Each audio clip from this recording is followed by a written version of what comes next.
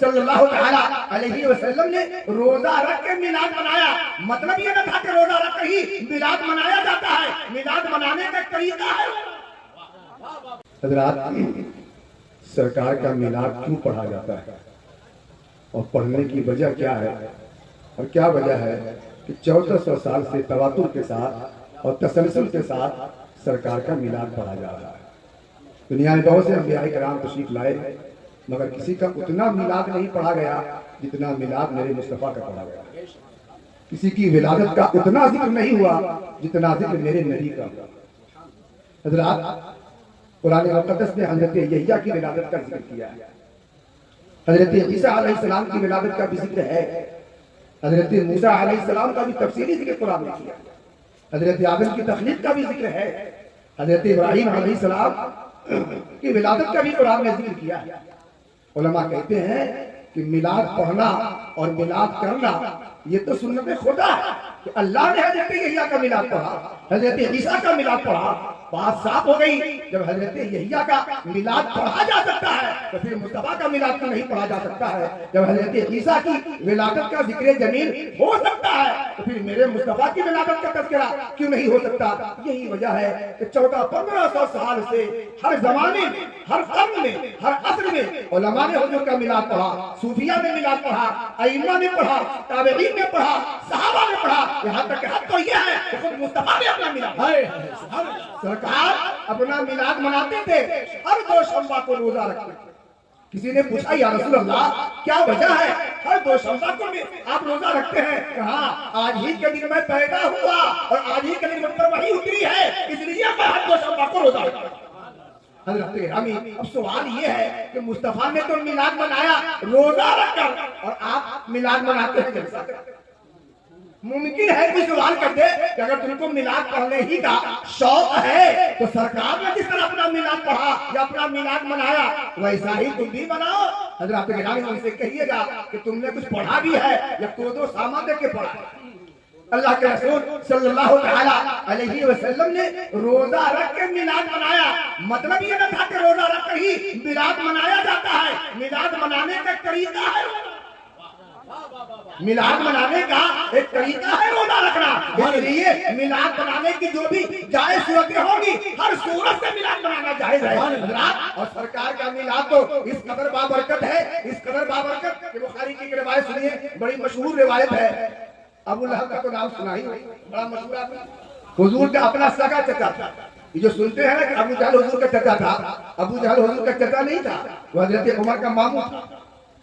سگا چچا جو حضور کا تھا ابو لہب، بنص قرآن کا تبت یدا اسی کے حق میں نازل ہوئی. جب وہ مر گیا 1 سال کے بعد حضرت عباس جو حضور کے سگے چچا ہے اور سن 8 ہجری میں ایمان لائے، انہوں نے خواب میں دیکھا ابو لہب کو. پوچھا کہ ابو لہب ذرا بتاؤ تم نے تو محمد رسول اللہ کو مانا نہیں تھا، مرنے کے بعد اللہ نے تمہارے ساتھ کیا سلوک کیا؟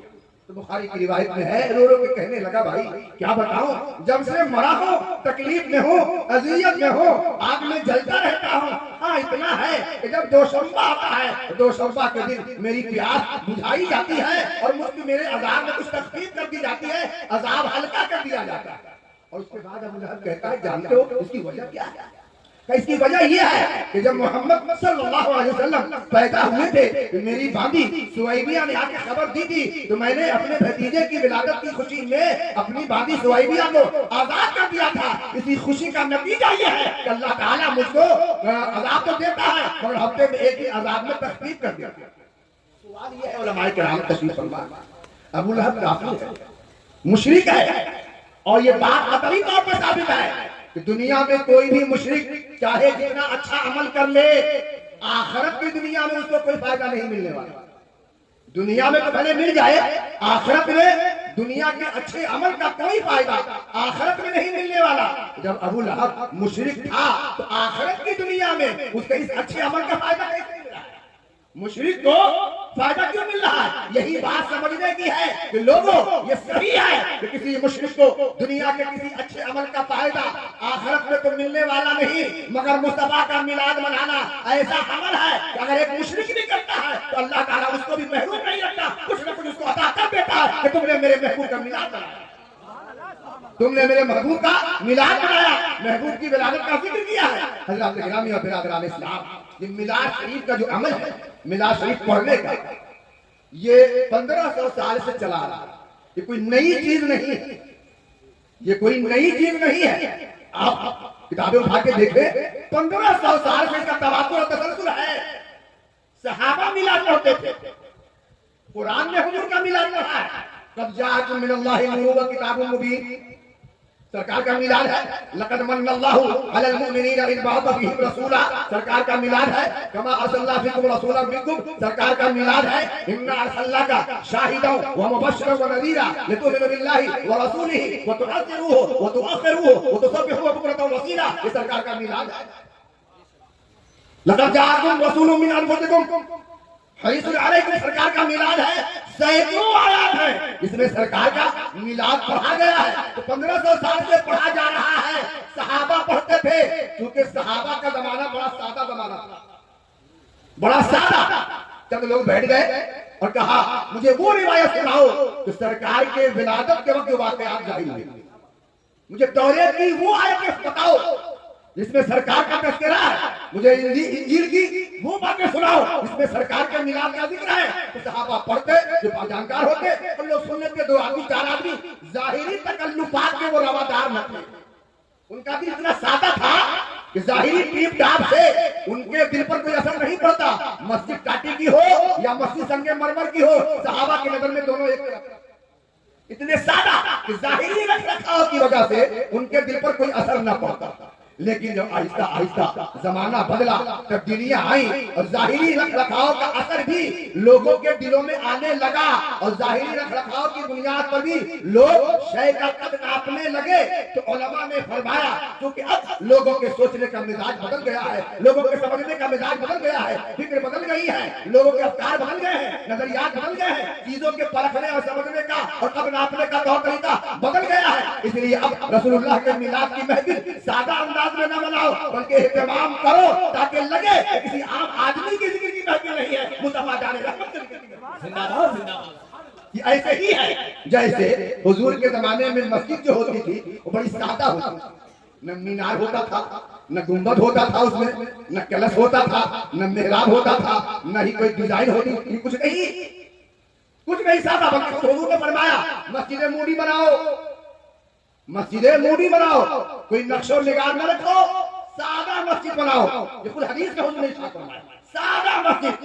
لیکن جب لوگوں کے حالات بدلے، لوگوں کے مکانات اونچے اونچے ہونے لگے، پختہ بننے لگے، علماء نے فرمایا کہ اب لوگوں کے مکانات اونچے اونچے بننے لگے، مضبوط بننے لگے، خوبصورت بننے لگے، اس لیے اب خدا کا گھر بھی اونچا بناؤ، اب خدا کا گھر بھی خوبصورت بناؤ، اب خدا کا گھر بھی مضبوط بناؤ، اس لیے کہ اونچے اونچے مکانوں کے بیچ میں خدا کا گھر اگر چھوٹا رہے گا تو مسجد کی عظمت گر جائے گی، اس لیے مسجد کی عظمت بحال کرنے کے لیے لوگوں کی نظروں میں اونچا بناؤ تاکہ سمجھ میں آئے یہ آپ کر رہی ہے خدا کا گھر۔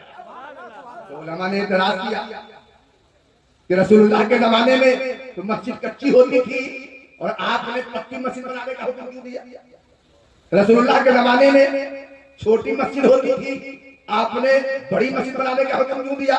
رسول اللہ کے زمانے میں مسجدیں سادہ ہوتی تھی، آپ نے خوبصورت مسجد بنانے کا حکم کیوں دیا؟ تو علماء نے بڑا خوبصورت جواب دیا، اگر رسول اللہ کے زمانے میں مسجدیں کچی ہوتی تھی تو لوگوں کے گھر بھی کچے ہی ہوتے، اگر رسول اللہ کے زمانے میں مسجدیں پختہ نہیں ہوتی تو لوگوں کے مکانات بھی کچے ہی تھے، اگر خدا رسول اللہ کے زمانے میں مسجدیں چھوٹی ہوتی تھی تو لوگوں کے گھر بھی چھوٹے ہی ہوتے تھے، اس لیے کچے مکانوں کے بیچ میں خدا کا گھر بھی کچا رہے تو کوئی بات نہیں، لیکن پکے مکانوں کے بیچ میں خدا کا گھر کچا رہے تو اچھا نہیں لگتا، اس لیے پکے مکانوں کے بیچ میں خدا کا گھر بھی پکا بناؤ تاکہ خدا کے گھر کی عظمت کی ظاہر ہو۔ زندہ باد۔ یہی ہے میلاد شریف۔ پہلے زمانے میں سرکار کا میلاد سادہ انداز میں پڑھا جاتا تھا، جس میں بتیاں نہیں ہوتی، لائٹ نہیں ہوتی، فرش و فروش کا اہتمام نہیں ہوتا، لیکن زمانہ بدلا، نہیں اب لائٹ بھی لگاؤ اور شامیانہ بھی لگاؤ، مٹھائیاں بھی بانٹو تاکہ سمجھ میں آئے کہ رسول اللہ کے ذکر کی محفل چل رہی ہے۔ حضرات گرامی برادران اسلام، اس دنیا میں بہت سے پیغمبر آئے، میلاد سب کی انوکھی ہے، لیکن مصطفیٰ کا میلاد سب کا میلاد انوکھا، مگر مصطفیٰ کا میلاد ایسا انوکھا ہے کہ سبحان اللہ۔ آپ کی ولادت انوکھی ہے. نبی کریم سید عالم صلی اللہ تعالی علیہ وسلم کی جب ولادت کے بعد سعادت ہوئی تو حضرت آمنہ کہتی ہیں خرج منی نور، میرے بطن سے نور نکلا، ایک روشنی نکلی جس روشنی اور نور میں شام کے محلات روشن ہو گئے اور میں نے دیکھ لیا شام کے محلات کو. حضرت آمنہ کہتی ہیں کہ جب میں نے سرکار کے سر کی طرف نظر کی تو مدہونا، سرکار کے سر میں تیل پڑا ہوا تھا. دنیا میں کوئی ایسا بچہ بھی آپ نے دیکھا ہے کہ دنیا میں آیا ہو اور اس کے سر میں تیل لگا ہو، کنگھی کی گئی ہو، آنکھوں میں سرما ہو؟ مگر سنیے جناب آمنہ رضی اللہ تعالی عنہا کی روایت کہتی ہے جب میں نے سرکار کے سر کو دیکھا تو مدہونا، تیل لگا ہوا تھا، آنکھوں کو دیکھا سرما لگا ہوا تھا، بالوں کو دیکھا کنگھا کیا ہوا تھا اور ناک کٹا ہوا تھا، مخمور پیدا ہوئے تھے. اللہ اکبر. پھر میں نے توجہ کی تو اچانک کیا دیکھا؟ سر مبارک زمین پر ہے، ہاتھ اٹھا دیے دعا کری گئے رب حبلی امتی، رب حبلی امتی. حضرت عیسیٰ علیہ السلام کی والدہ حضرت مریم پر تہمت لگی تو اللہ تعالیٰ نے حضرت عیسیٰ کو بولنے کی بچپن میں طاقت دی. 3 دن کے حضرت عیسیٰ ہیں، 2.5 دن کے حضرت عیسیٰ ہیں. حضرت عیسیٰ بول پڑے، جب وہ بولتے ہیں حضرت مریم کی تہمت دور ہوتی ہے اور مصطفیٰ بولتے ہیں تو امت کی مغفرت ہو گئی. ایسی انوکھی ولادت مبارکبادی کے لائق ہے کہ آپ سرکار کا میلاد. اللہ تعالیٰ ہم سب لوگوں کی حاضری کو منظور فرمائے، قبول فرمائے اور سرکار کا میلاد پڑھتے رہیے. یہ ربیع الاول شریف کا مہینہ چہرہ پہچاننے کا بھی مہینہ ہے، چہرہ پہچاننے کا بھی مہینہ ہے. فطرت کا تقاضا ہے کہ جس سے محبت کی جاتی ہے جب اس محبوب کا ذکر ہوتا ہے تو محب کے چہرے پر خوشیوں کے آثار نمایاں ہوتے ہیں، محب کا چہرہ کھل کھل جاتا ہے، بشاشت آ جاتی ہے. حضرات گرامی، اور اگر محبوب کا ذکر ہو اور کوئی چہرہ لٹک جائے، کوئی منہ بسوڑ لے تو پہچان جائیے کہ جناب عالی یہ ظاہری محبت کا دعویٰ کرتا ہے. اگر سرکار سے محبت ہوتی تو ذکر پاک مصطفیٰ سے چہرہ کھل جاتا. اس لیے ربیع الاول صرف میلاد کا مہینہ نہیں ہے، مصطفیٰ کے غداروں کے پہچاننے کا اور ان کے سناخانوں کے بھی پہچاننے کا مہینہ ہے. حضرات گرامی اور برادران اسلام، دنیا میں کون ہے جو رسول اللہ سے بڑھ کے محبت کیا جائے؟ کون ہے؟ محبت کے جتنے اسباب ہیں سب اللہ تعالیٰ نے مصطفیٰ میں جمع کر دیے. محبت کا ایک سبب ہوتا ہے خوبصورتی، حسن کی وجہ سے محبت. اب مصطفیٰ کا حسن کیا ہے؟ اعلیٰ حضرت فرماتے ہیں نمک کھاتا ہے جس کے نمک کی قسم وہ ملیح دلالہ ہمارا ہے. کیا بات ہے. اور محبت کا ایک سبب ہے کیا؟ جود، عطا، جود و نوا، بخشش. مصطفیٰ سے بڑھ کر بخشش کرنے والا کون؟ اعلیٰ حضرت فرماتے ہیں واہ کیا جود و کرم ہے، چہے بقا تیرا، نہیں سنتا ہی نہیں مانگنے والا تیرا. ایک شاعر نے کہا کہ میرے محبوب میرے مصطفیٰ ایسے ہیں اشہد ان لا الہ الا اللہ میں جو لا ہے لا، مصطفیٰ کے زبان پر اشہد میں جو لا ہے اس لا کے علاوہ کبھی بھی مصطفیٰ کے زبان پر لا جاری نہیں ہوا ہے. واہ کیا جود و کرم ہے، چہے بقا تیرا، نہیں سنتا ہی نہیں مانگنے والا تیرا. یہ ہے مصطفیٰ. اور پھر مصطفیٰ کی شان کیا ہے؟ وَرَفَعْنَا لَكَ ذِكْرَكَ. ہمارے شادی کے لائق ہے آپ سرکار کا میلاد پڑھ رہے ہیں، پڑھتے رہیے. اب تو ہم اہل سنت کی ایک پہچان بھی ہے میلاد شریف سرکار کا پڑھ رہے ہیں. اللہ تعالیٰ اس محفل کو قبول فرمائے، ہمارے علماء کے دینی خدمات قبول فرمائے، مزید ترقیاں عطا فرمائے. السلام علیکم.